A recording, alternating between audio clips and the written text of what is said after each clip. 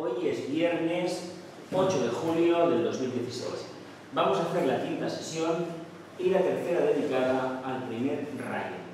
Quedan todavía unas cuantas previstas. Cuando acabemos la temática propuesta en esta presentación, si no la acabamos no sucede nada, la continuaremos dentro de 15 días porque la última sesión va a ser la que hagamos este mes, va a ser la correspondiente al último viernes de este mes, el día 29. Y el día 29 vamos a tocar las aproximaciones de los rayos. ¿Qué líneas utilizan los rayos para aproximarse? ¿Qué tipo de energías manifiestan y cómo nosotros las podemos percibir?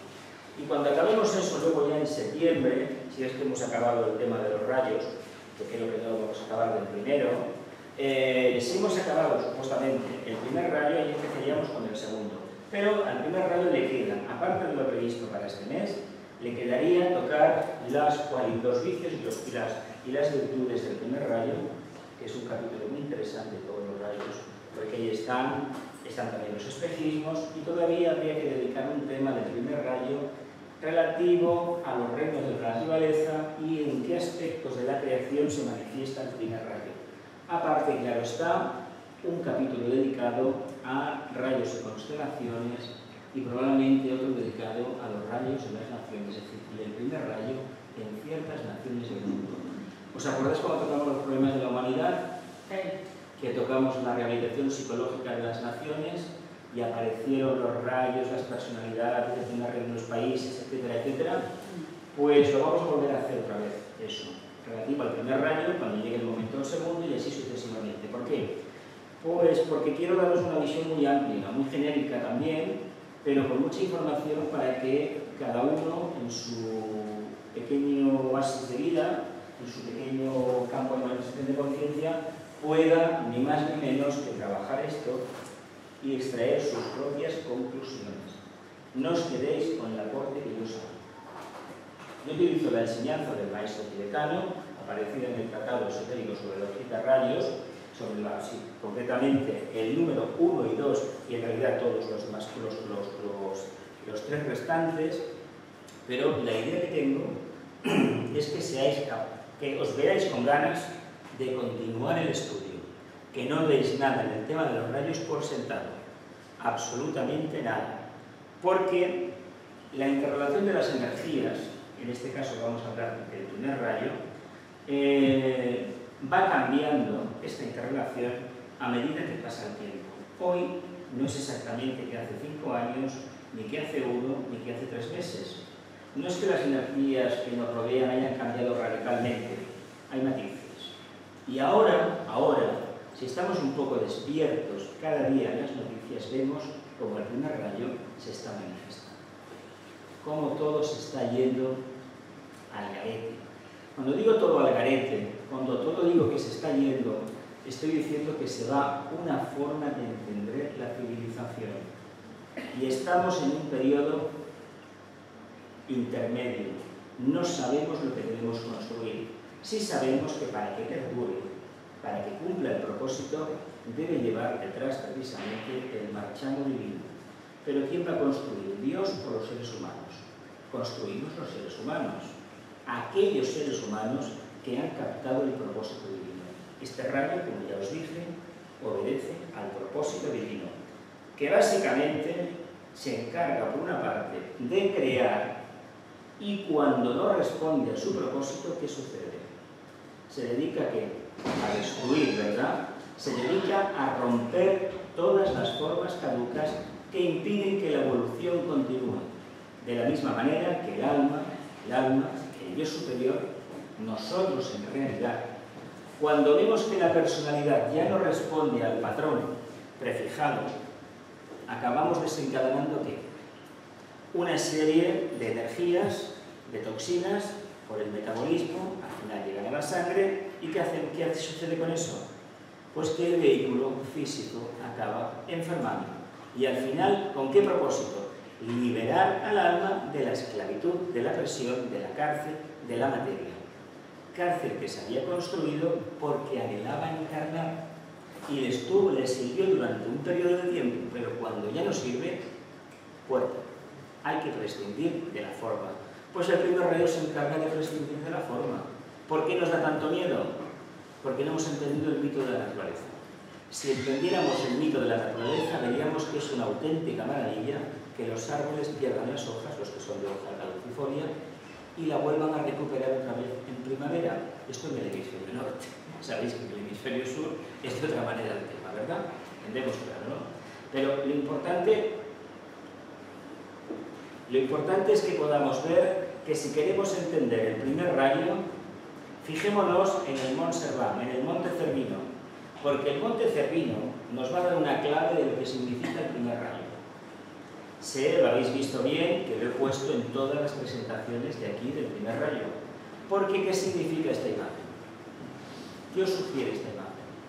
Me imagino que fortaleza, dureza, perseverancia, solemnidad, majestad, ¿verdad que sí? Claro. Poder. Es el primer rayo. ¿Qué es en el fondo el primer rayo? Dios.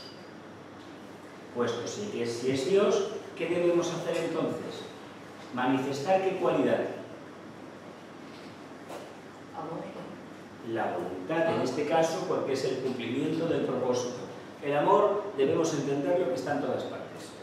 Pero si queremos cumplir el propósito divino, ante todo es voluntad. Si no tenemos voluntad en nuestra personalidad, empecemos a plantearnos qué es lo que nos está sucediendo. Aquí, como veis, como hablamos del primer rayo, ya hay flores, ¿verdad? No puede haber flores. En el fondo es un sol, ¿eh? Es un sol, en lo cual el segundo rayo está por ahí. ¿Y por qué es un sol? Porque es el primer rayo. Y al hablar ya más profundamente del primer rayo, debemos recurrir a esta presentación, a este tipo de fondo. Continuamos con los textos. La energía de voluntad, propósito, poder, llamada en los países cristianos la energía de la voluntad de Dios. Cuando se dice esotéricamente, y no tan esotéricamente, que todo se debe a la voluntad de Dios, no se está diciendo, no se está uno recordando algo trillado, ni un dicho popular, ni un consejo antiguo, ni una fábula, ni nada por el estilo. Esotéricamente sabemos que aquella divisa que figuraba en la corte del rey Luis XIV, el rey Sol, por la gracia de Dios, rey de Francia, o aquella otra que ponía aquí en nuestro país, caudillo de España por la gracia de Dios, hay que decir que nosotros estamos aquí hoy, en Amigos de la India, gracias a Dios. Todo lo que sucede en el mundo es gracias al Creador. Por lo tanto, es una obviedad recurrir a ese argumento, continuamente citarlo. Se dice a nivel popular y todas las filosofías esotéricas dicen exactamente lo mismo. Estamos aquí porque somos en el fondo un pensamiento, un acto de amor del Creador. Por lo tanto, es una obviedad decir que es gracias a Dios. Hágase la voluntad de Dios. ¿Qué entendemos por voluntad de Dios? Si no conocemos nuestra propia voluntad, la voluntad arquetípica humana, ¿cómo podríamos llegar a entender lo que es la voluntad divina, la voluntad de Dios? ¿Somos capaces de percibir la voluntad de Dios a través del Dios trascendente, el Dios manifestándose a través de las formas? ¿Conocemos la voluntad de Dios a través del Dios inmanente, ese que a través de la meditación, de la profunda reflexión encontramos dentro de nosotros mismos? ¿O todavía la voluntad de Dios nos parece algo ajeno a nosotros mismos? ¿Cómo creéis que se va a hacer la voluntad de Dios? ¿Cómo creéis que se va a llevar a cabo? ¿Va a bajar Dios aquí a la tierra y lo va a hacer? Somos nosotros, los seres humanos que hemos despertado la conciencia crística, los que realmente podemos cumplir el plan de Dios. Y es su voluntad. ¿Pero cuál es su voluntad en realidad? Vamos a intentar descubrirlo más adelante.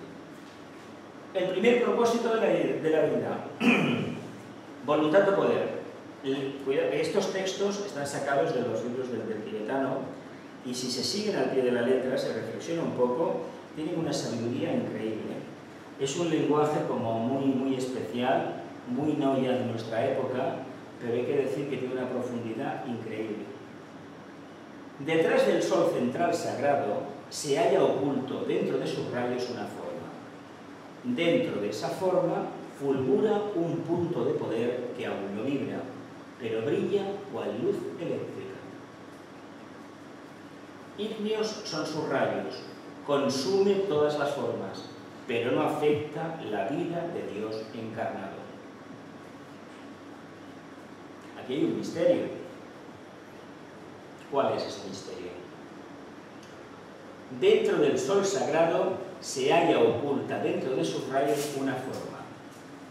Dentro de esa forma fulgura un punto de poder que aún no vibra, pero brilla cual luz eléctrica.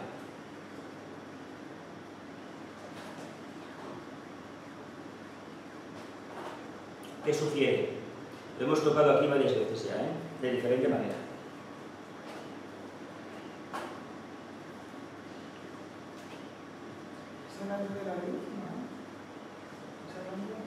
¿Qué conocemos del sol nosotros? No os he dicho más una vez, el sol no es amarillo ni naranja, es azul índigo. Pero hay que verlo azul índigo, si no lo vemos nos quedamos como está, esa luz amarilla y anaranjada, nos quedamos con ese disco y punto. Pero mira lo que te dice, detrás del sol central sagrado, ¿qué hay? Una entidad, una forma. Una entidad. Una entidad. A ver, vamos a hacer la analogía con el microcosmos. Aquí tenemos una personalidad, ¿verdad que sí? Una forma externa. ¿Qué hay detrás de la forma externa? El alma, siempre y cuando se esté manifestando. Arquetípicamente lo damos por descontado. Está. ¿Y qué más hay dentro del alma? El ángel. Me refiero a otra entidad. La mónada. Ahí vamos, al punto. Fulgura un punto de poder que aún no vibra, pero brilla cual luz eléctrica. ¿El ángel solar? No, sería otra analogía. Por lo tanto, cuando miramos al sol, ¿qué estamos haciendo? Si cogemos esto, vamos a entender por qué muchas culturas de la Tierra tenían culto solar, porque no estaban mirando al astro rey tal cual, estaban mirando lo que había más allá de la forma del astro rey. A ver, es un ser que tiene tanta luz que no lo podemos ver. ¿Por qué se dice a nivel popular, o se dice a nivel esotérico también, que es imposible mirar a Dios? Porque su resplandor nos ciega, no tenemos sentidos preparados para captarlo, menos aún los sentidos físicos. La vista física no vale. ¿Por qué es tan inconveniente? ¿Qué inconveniente plantea? La luz, el exceso de luz. Deslumbra. Deslumbra, ¿verdad? Y cuando una persona está deslumbrada, ¿qué sucede? Pues que está desorientada, ¿verdad? ¿Verdad que sí? ¿Verdad que cuando viene un resplandor fortísimo nos queda, la retina nos queda, nos cuesta recuperarnos? El Dios que nos interesa y el primer aspecto que nos interesa, ¿dónde lo situaríamos? Detrás de la forma. Y detrás está ese punto. Esa es la verdadera. Pero para ello debemos descubrirlo dentro de nosotros mismos. Si no lo descubrimos dentro de nosotros mismos, no podremos entonces entender esa analogía con la parte macrocósmica. ¿Y por qué no vibra? No vibra. Porque no es sagrado todavía. Porque todavía no está. ¿Por qué no manifestamos la mónada? Porque estamos muy lejos de manifestar plenamente el alma, que es un estadio de conciencia intermedio. El día que podamos vivir en el Sahara, arriba de todo, que tengamos el Antakarana construido entre la mente concreta y la mente abstracta, el plano único, los vehículos de la mónada ya no serán ningún misterio. Se dice que este ser no es sagrado. Se dice que el Sol no es un planeta sagrado. A ver, el Sol es una estrella. Es un ser que emana luz, no que la recibe, la da. ¿Por qué? Pues porque llegó una iniciación determinada en la cual toda su energía se transformó en radiación, como si fuera un metal de estos que hay, que tienen esas capacidades, los que llamamos el uranio y todos estos, que tienen capacidad de irradiar, una capacidad de cumplir el propósito divino en el reino mineral. Él lo ha cumplido y él está en ese proceso de ser sagrado. Y cuando llegue ese momento, ¿qué le pasará? A ver. Hará una iniciación. Sí, pero ¿qué más le pasará a Pues continuación? Empezará el declive. ¿Por qué? Pues porque ya ha consumado su trabajo. Igual se convierte en un diamante maravilloso, en un agujero negro, que saber qué. Se quemará. Cuando se convierten en agujeros negros se van quemando, se va todo el carbono que hay, toda la energía que hay, toda la materia, la va consumiendo. Pero mientras tanto, ¿qué ha hecho? Ha iluminado, no a todo su círculo no se pasa, ha cumplido con el propósito de la encarnación. El Logos también encarna, igual que nosotros. Pero eso sí, la analogía funciona en el detalle genérico, en el detalle mínimo no, no porque no tendría razón de ser. Pero volvamos a mirar más allá de la forma, porque la clave para entender esta energía del primer rayo está mirar detrás de la forma. Esto es como para entender el OM. Los humanos nos quedamos con el OM físico, pero hay que oír el sonido y hay que ver qué hay detrás de ese sonido. Cuando esto lo podemos relacionar en la hora que emitimos el OM, se dice que el OM ya tiene un sentido, una entonación bastante correcta. Aparte que el que te tiene que enseñar a pronunciar el OM correctamente es el propio maestro de la arte. Esto en el plano físico es muy difícil de aprender. Pero entendamos que es un lenguaje muy esotérico, es completamente abstracto. ¿Por qué es así? ¿Y qué finalidad persigue este lenguaje tan crítico? Crítico quiere decir que está en... Oculto. Crítico es encriptado, es decir, que está enrevesado, que no se dice todo, pero no es para hacerle la gracia a los demás, sino porque hay ciertas verdades que no se pueden revelar porque solamente la intuición te las aclara. Pero ahora bien, esta claridad que te da la intuición resulta que para mí puede tener un valor y para los demás puede tener otra. Y si no nos esforzamos, la intuición no se desarrolla. Y si la intuición no se desarrolla, ¿qué estaremos haciendo toda la vida? Cogiendo textos, devanándonos la cabeza y no percibiendo que detrás de la forma hay un propósito. Y ese propósito subyace detrás de la forma.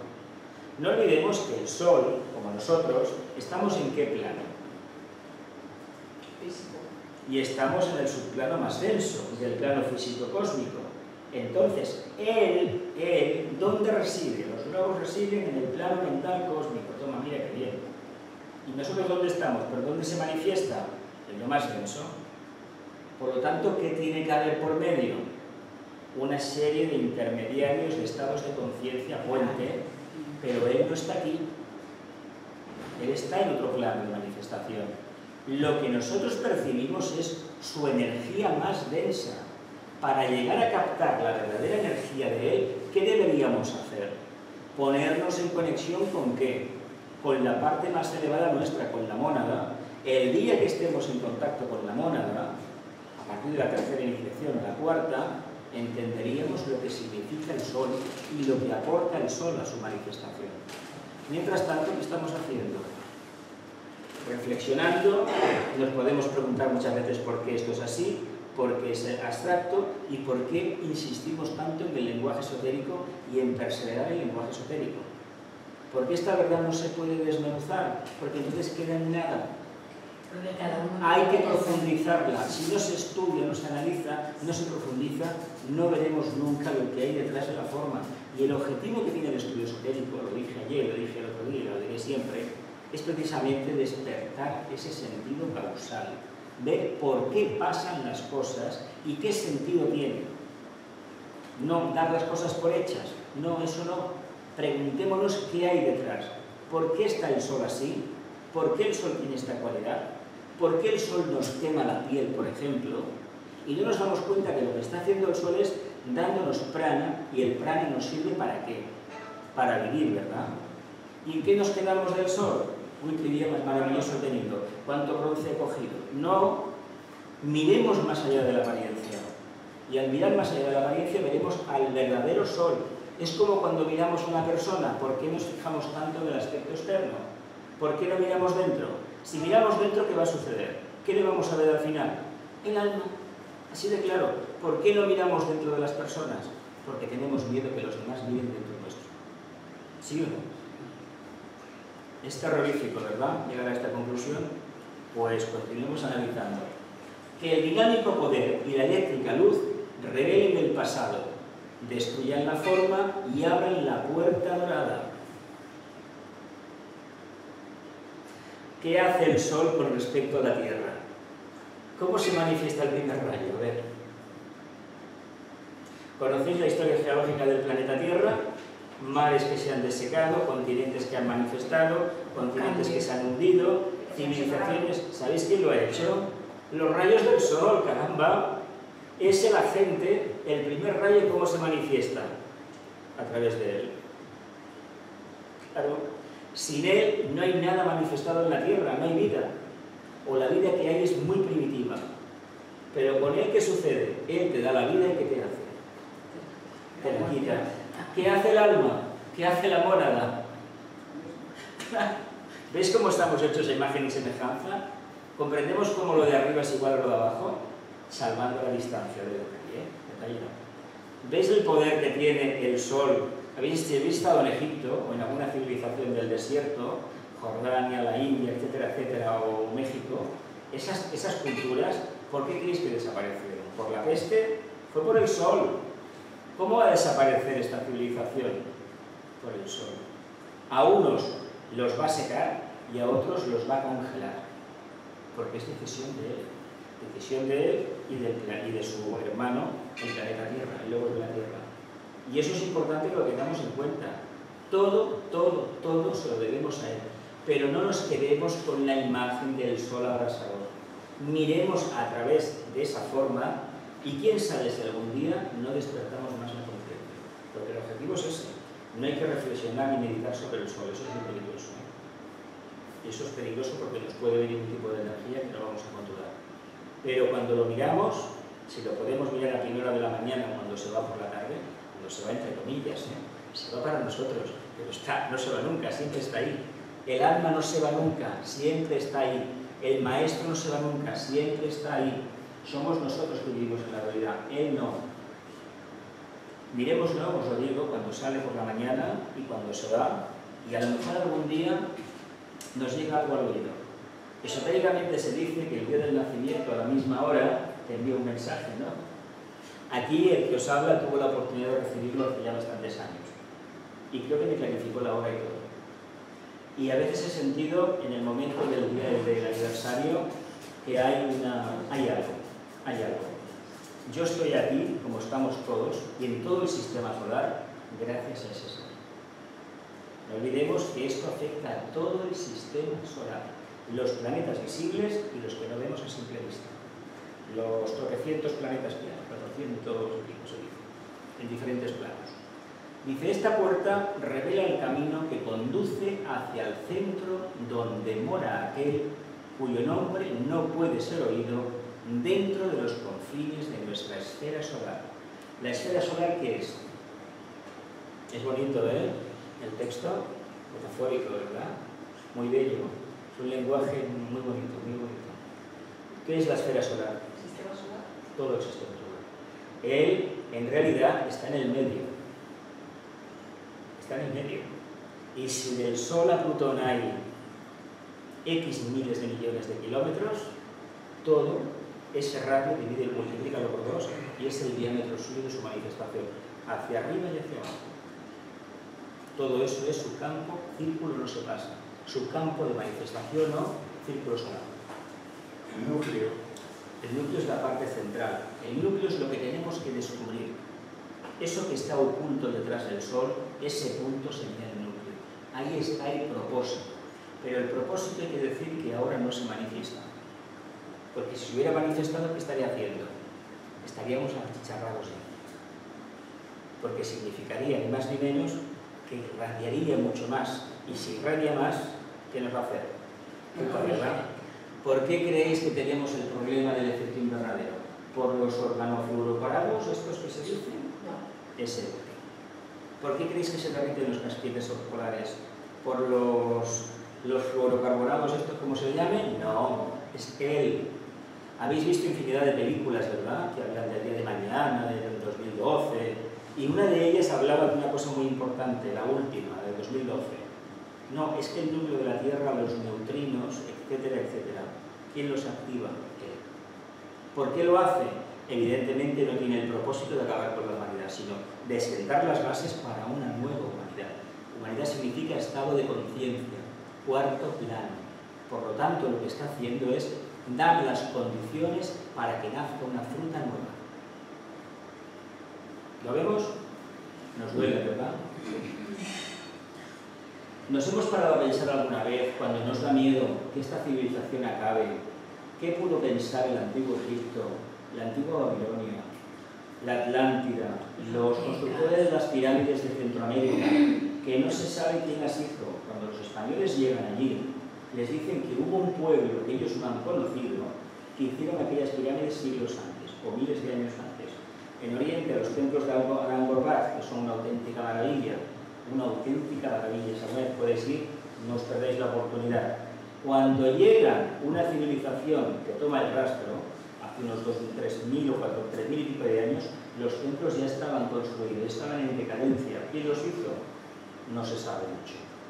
Pero, ¿os habéis parado a pensar si esa gente que construyó todo eso lo tuvo que dejar? Y a veces da la impresión que fue de forma instantánea, en un tiempo muy limitado. Sintió esa pena, esa frustración. Caramba, ¿he de dejar todo lo que he construido? ¿Lo habéis pensado alguna vez? ¿Verdad que sí?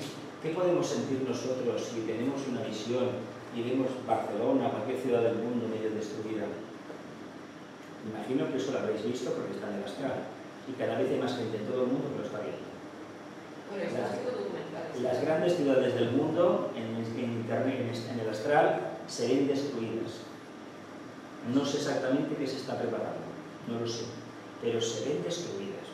Y no soy la única persona, he conocido un montón en varias partes del mundo que han tenido las mismas visiones. Por lo tanto, puede que sea un cambio tan grande, que tendremos que dar las gracias a nuestro verdadero Padre. Gracias por revelarnos la luz. Diréis, caramba, qué sarcasmo. Pues no. Cada vez que Él se manifiesta, la forma que le pasa cambia. ¿Y con qué objetivo? Pues para que aportemos lo mejor, para que aportemos una porción mucho más profunda de la divinidad, ni más ni menos. A ver, si habéis leído algún libro sobre la antigüedad, la mitología antigua, de lo que fue Babilonia, por ejemplo, el imperio asirio, el imperio hitita, la verdad es que en un periodo de 2000 y pico de años, 2000, todo lo que conocemos como Irak, toda la zona de Mesopotamia, Siria, Irak, Irán, incluso hasta Asia Central, ahí se dieron unas civilizaciones y unos imperios increíbles, con unos adelantos técnicos que ya nos gustaría para nosotros en algunos momentos. Pues todo aquello que pasó, flor de un día. ¿Y qué va a pasar con esta civilización que la vemos tan maravillosa? Que parece que lo tenemos todo. Pues lo mismo. ¿Por qué? Cuando nos alejamos del verdadero propósito, Él mismo se encarga de emitir una nota, el único poder lo tiene Él. A Él le debemos la vida. No olvidemos que nosotros consumimos su prana a través de los vegetales o de los animales, porque todavía no lo podemos comer directamente de Él. Pero a la larga, usaremos la energía que Él nos da directamente, todo el éter ese que nos manda, y comeremos directamente de mirar el sol. Eso es lo que está previsto. Pero primeramente hay que cumplir un karma, y ese karma ya sabéis cuál es. En lugar de coger la electricidad que nos envía constantemente, utilizamos carbón y gas, que son consecuencias de procesos del pasado de este logos. Porque todavía no tenemos el corazón abierto suficientemente para percibirlo Él directamente. El día que alcancemos a vivenciar el principio de la voluntad al bien, vamos a descubrir el secreto de esa electricidad eterna, de la energía sin fin, pero es porque estaremos en contacto con el alma y en contacto con Él. Mientras tanto, Él nos lo permite. Nikola Tesla nos dijo cómo hacerlo, ¿eh? Sí. ¿Y por qué se ha ido el invento de ese garete? No se aplica porque la mayoría de la humanidad está mirando más para casa que para el bien general. Dinamismo, sentido esotérico, destrucción de la forma. Venga. Hay que participar, ¿eh? Esto de calentar la silla, ¿qué queréis que os diga, eh? ¿Por qué este misterio? Por cuestión de desarrollo de sentido esotérico, ¿por qué siempre recurrir a la destrucción de la forma? ¿Por qué esta manía como las alas de hacer un palacio, a los 4 días me canso, lo destruyo y construyo otro? Pero la vida es cambio. La vida es cambio. ¿Qué hacen los arrecifes, el coral en los arrecifes? Se van reproduciendo, y no paran de construir, ¿verdad? Están siempre construyendo, siempre. Y crean islas, atolones, continuamente. Y caramba, ¿y con qué objetivo? Reproducirse, pero ¿qué más? A ver, ¿qué más? Crear, pero ¿para qué? Para dar vida. ¿Para dar vida a quién? Al resto. Al resto. Muy bien. Buena. Dentro del agua dentro del campo primigenio, esas entidades construyen, no tanto para sí mismas, sino para que vengan colonias de ¿qué? De peces, de anémonas, de esponjas, bla bla, caballeros de mar, estrellas de mar y todo lo demás, ¿verdad? Sí. Y todo eso, al final, ¿con qué objetivo? Que aparezca el hombre. ¿Conocéis la historia del planeta, no? Pues, ¿con qué nos dice el planeta? Que de aquella sopa primigenia salió ¿qué? Unos seres, unos aspectos, unos individuos, unas entidades que al final, pues bueno, eran acuáticos, después fueron anfibios, etcétera, etcétera. La paleontología lo explica bien. Pues vamos a entender que a lo mejor tiene el 100% de razón. ¿Qué podemos hacer nosotros entonces cuando construimos algo positivo? Algo que cumple el propósito divino. ¿Qué creéis? ¿Que es para nosotros?